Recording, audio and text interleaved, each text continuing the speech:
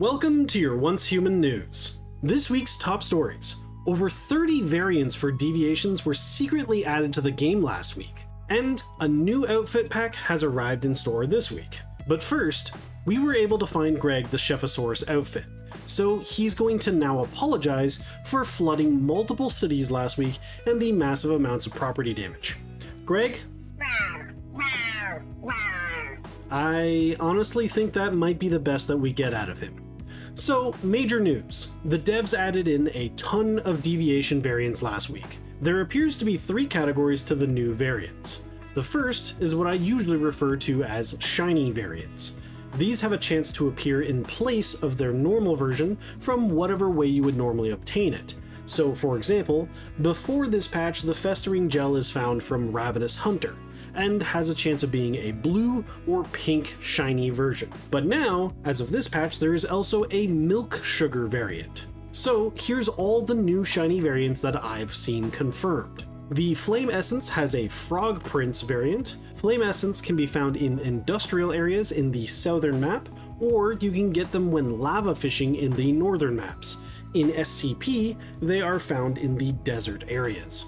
There's Gluttonous and Aquarius Fetch-a-Lot bunnies. You can find these when cutting Draconea trees and found as loot in certain towns and silos. In SCP, they can be found in multiple settlements. Then we have the Fool's Memory Zapcam. Zapcam comes from the secret servitor boss in Tundra Monolith, and in SCP, you can find them at some of the northern settlements. The Distant Tears Lonewolf's Whisper. Lonewolf comes from the Shadowhound boss in Monolith of Thirst. In SCP, you can find them possessing wolves. There's also the Radiant Lonewolf, but it's supposed to only come from the Invasion event in Endless Dream. Our favorite Rain Man gets 3 variants in Light Rain, Childlike Whimsy, and Youthful Heart. You can get your very own Greg by defeating Rainfall Reapers. Or in SCP, it's much easier to find them in the southern side of the map. There is 2 new Tar Pudding variants. Tar Pudding can drop from the Frost Treant at Avalanche Monolith in the north, or in the SCP scenario, they can be found near rivers in the desert areas. Space Turner also gets variants. You can find these at riddle spots on the map or the Silo EX1. Whereas in SCP, they can be found roaming certain settlements. There is a purplish Grumpy Bulb. You have a chance to obtain Grumpy Bulb when growing onions in your garden. I recommend manually picking them instead of using a Growshroom, as Growshrooms used to only get 1/1s and they couldn't be a variant. I don't know if that was ever fixed. In SCP though, they can be found out in the wild, just burrowed into the ground. Which brings us to the Shadow Growshroom variant. Growshroom is obtained by growing mushrooms, or even when picking wild mushrooms. In SCP, they can also be found burrowed in the ground. By the Wind gains a Frigid Touch variant. By the Wind is able to be obtained from Prime Wars in the Manibus scenario. In SCP, they act like the Fool deviation, where they will spawn when you're low sanity in a pollution zone. The Electric Eel now has a Gold variant. Eels can be obtained when fishing, and in SCP they are found in a couple of the settlements. Then there's the Fluffy Curse Voodoo Doll. Voodoo dolls can be found in Vulture strongholds, and in certain settlements in the SCP scenario. Butterfly's Emissary has the Ancient Scroll variant. Butterflies can be found in Rosetta containment facilities, as well as the Sigma Silo. In SCP, they are found as small groups in fields and woodlands. And lastly, there is this Dark Invincible Sun. Suns can drop from Silo Delta in the northern map, and from Fire Chaos Weavers. In the SCP scenario, they are found in certain settlements.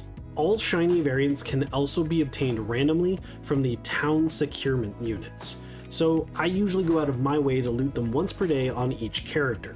Next up, we have a new type of variant, Infrasonic Illusion.